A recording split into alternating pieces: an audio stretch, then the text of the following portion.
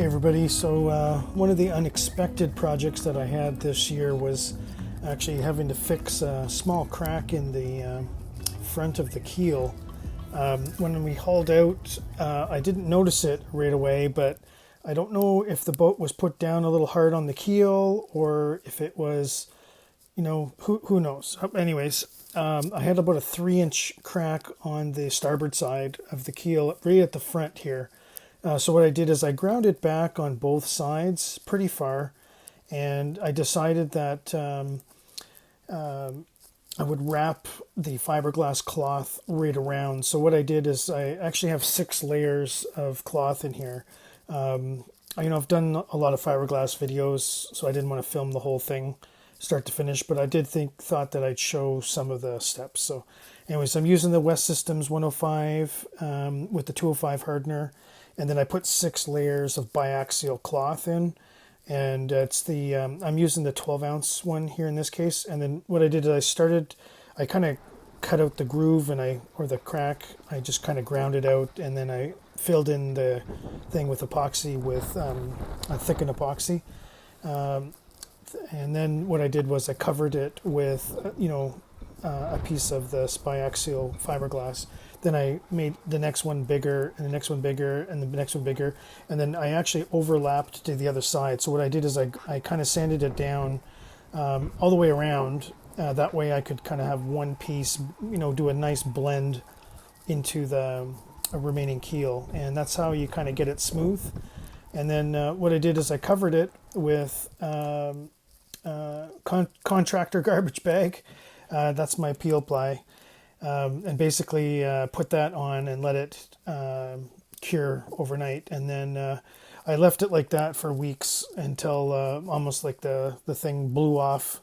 But it basically, it was ready to kind of do the filling, but it got too cold. So I decided to carry on in the spring after the winter time. So this video was just the process that I did start to finish, and kind of some of the steps and what I was thinking as I was going through that. So hopefully you enjoy the video.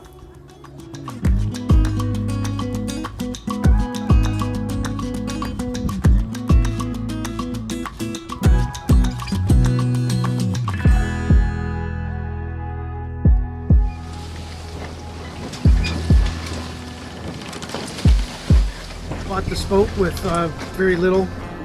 Had no working engine, no instruments, and I gutted it. I pulled the engine out, and then I decided to go electric. So I put an electric motor in, and had a whole learning curve about that. So I learned about batteries and charging systems and wiring and house banks, all the different solar panel and monitoring systems. And that's what this channel is about. It's about sharing the knowledge that I learned, documenting my journey as I retrofitted this boat. I'm looking forward to next year. Next year I'm going to be taking the boat out to the coast and to the ocean, and I'm looking forward to that. So hopefully you can follow along and join me.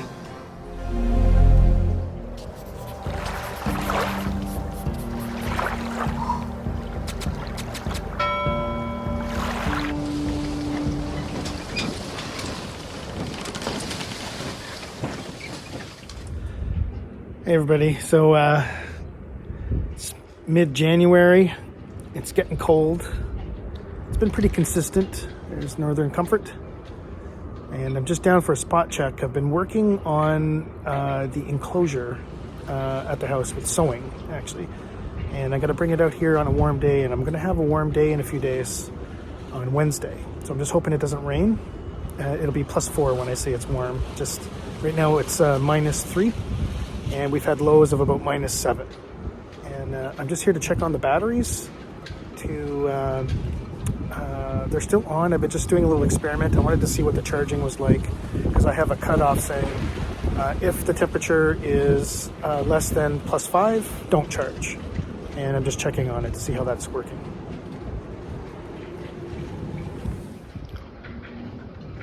This is the repair on the keel. Did that earlier, a few months ago now. It's looking pretty good. Just got to put the barrier coat on, and then anti-foul.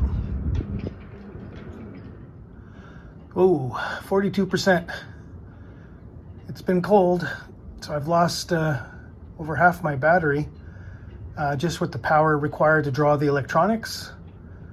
And you can see down there it's using minus 0.2 amps and 10 watts of power with everything off. That's just to run the Victron components. Basically the battery monitor and the servo are the only thing that are on, and the MPPT controller and the temperature sensor, I guess. Yeah, the Quattro is the only thing off, I suppose, the AC system, but all the DC system is there, and you can show it's 52 volts, but it's a slow drain, so I'm gonna have to do a charge this week. Decided to leave the cover off this year. I was gonna build one, and then I just don't have the time, and so I'm just gonna try this year. I did it once before. Doesn't seem like it's getting too dirty. Solar panels are okay. That's the rack of all the mass from all the boats.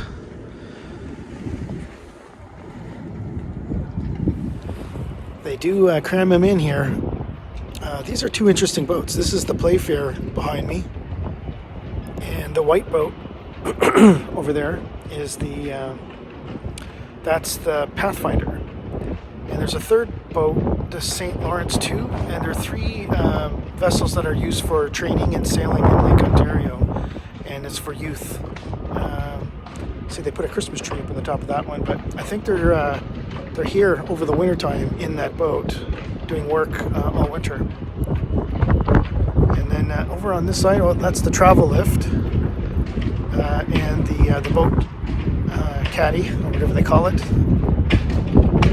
It's windy. And then in behind me, they've got some catamarans here. These are the ones that were out first, normally, and in last.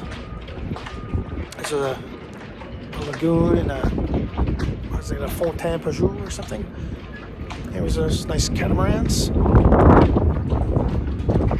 And yeah, we're way down there, but you can see there's lots of boats, and they pack them in pretty tight.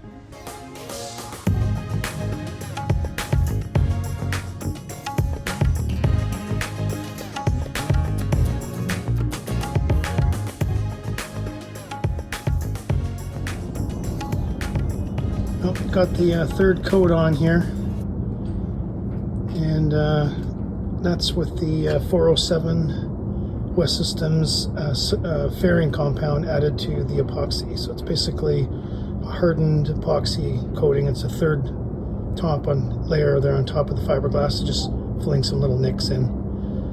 That way I get an extra knot of boat speed.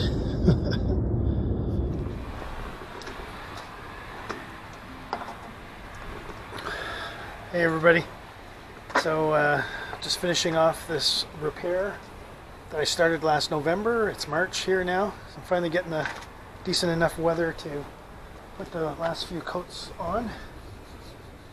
So this is my barrier coat. So I put, the first one was pretty thin, the second coat was medium thickness, and then the third coat was really thick. I put it on pretty thick.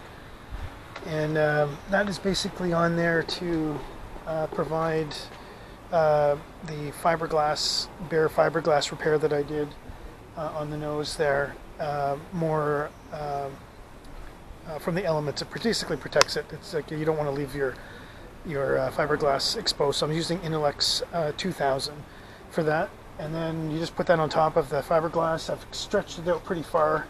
My repair was originally just this big that I needed to work on, but I actually refiberglassed all the way back to there, and I put 5 layers actually over the little crack that I had. And so now I'm just going to put the anti-foul. I picked up some anti-foul here today, so I'm going to go over everywhere and let that dry. I'm going to put a second coat on, probably end of the day, just on the nose here. And I just touched up a couple little spots where there's some flakes. But this is actually 2 coats of anti-foul. I have using the Micron CSC, and they ran it in my color last year. So I ended up redoing it all, but it was gray underneath, which I had 1 season on. And I was in the water for 7 months, and you're supposed to get 2 years out of it. So really I used about 25% of it, and then I put another black on top because I couldn't buy white, and I did the whole thing in the black. So now I'm going to just go and just touch up where I had some little flakes, didn't quite stick to the underlying anti-foul, the original gray. Shark white actually is what it was. So I'm going to be doing that today, and then David and Jalissa are going to give me a hand.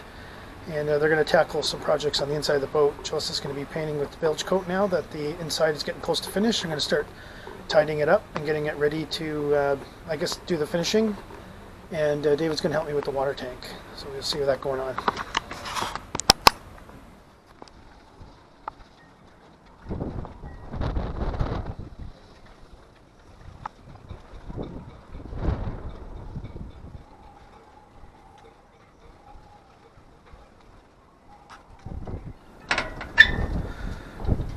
Looking pretty good. It dropped down to 1 degree there last night. Now it's +6. It's going up to +12 today.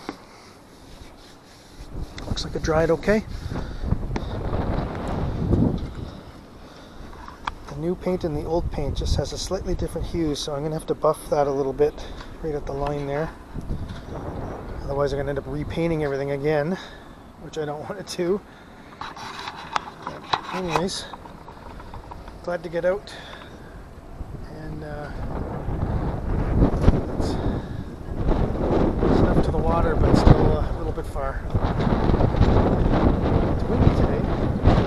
It's going to the paint. I have to put it on super thin.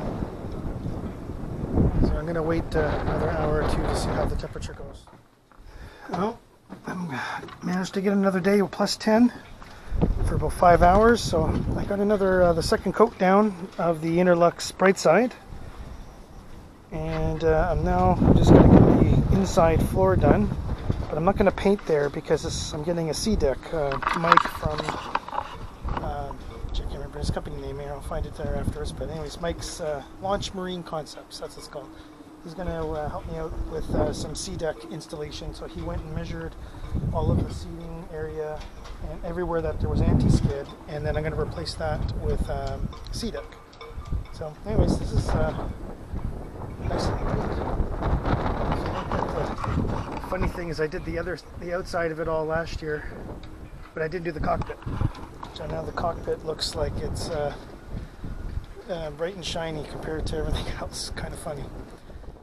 Hopefully the wind is blowing the right direction too, because the steel mill is over here. Just barely right over there. You can see the smoke coming out of the stacks over there. But when the wind is blowing this way, you get black soot everywhere. So today the wind's blowing that way, so I shouldn't get any particles all over the boat like my coat yesterday did.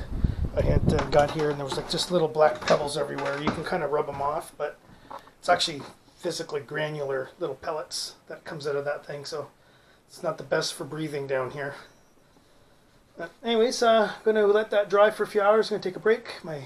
Getting old, my back's a little stiff from bending over and doing all the what do they call it? Roll and tip. So I went with the brush afterwards and tipped everything.